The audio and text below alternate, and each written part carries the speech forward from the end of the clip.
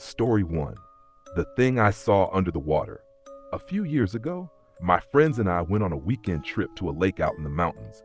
We rented a small cabin nearby and spent most of the day swimming or kayaking. On the second day, I decided to swim out a little farther from shore, past the floating dock. I just wanted some quiet. The water was cold but calm. I floated on my back for a bit, looking at the sky, until I felt something brush against my foot. At first, I thought it was a fish, but it happened again, harder this time. I kicked and looked down. The water was too dark to see anything. Then something grabbed my ankle, not like seaweed. It was a full-on grip. I panicked, kicked hard, and it let go. I swam as fast as I could back to the dock. When I got up, I looked at my leg and there were 4 red marks around my ankle. They looked like fingers. I didn't tell anyone. I didn't want to ruin the trip, but I didn't go back in the water after that, not even to wade. The weirdest part? A week later, I looked up the lake online, just out of curiosity. I found a post from years ago about a boy who drowned in that same area. They never recovered the body. Story 2. The Boat That Wasn't There Before.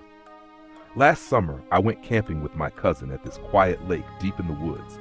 It was peaceful, not many people around. The lake stretched out wide and the water always looked kind of still, almost too still. One early morning, I woke up before everyone else and walked down to the shore. I was just standing there enjoying the view when I noticed a small rowboat in the middle of the lake. It wasn't there the day before. No one had brought a boat and we didn't see any other campers. It just sat there, barely moving. I stared at it for a while and something about it made me feel weird, like uneasy. Then I noticed something inside it.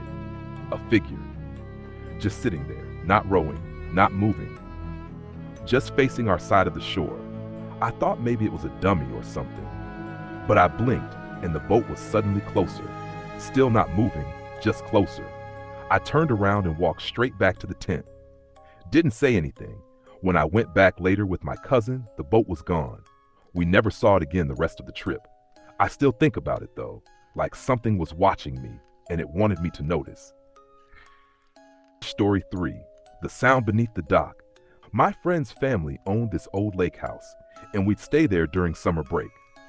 The house had a wooden dock that stretched out into the water, and we'd always hang out there at night, just talking or stargazing. One night, I went out alone.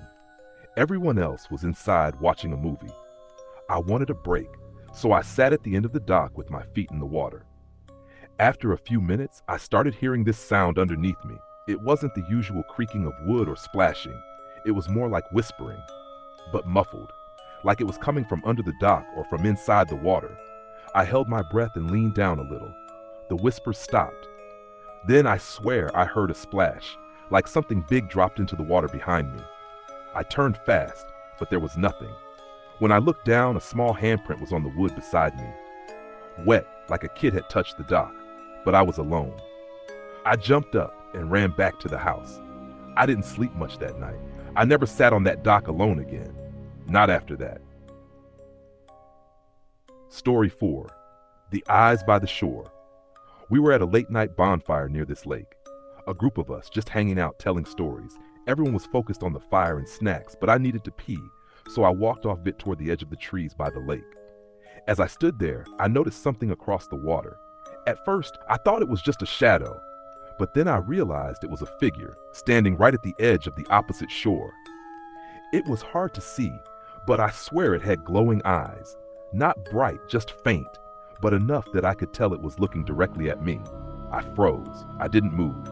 I just kept staring at it. Then it stepped into the water. Slow, quiet steps. I turned and ran back to the group, but I didn't say anything. I didn't want anyone thinking I was seeing things. Later that night, I went back to check. The spot where it stood had wet footprints on the sand, but no one else had been over there. Something had come out of the lake, and I don't think it went back in.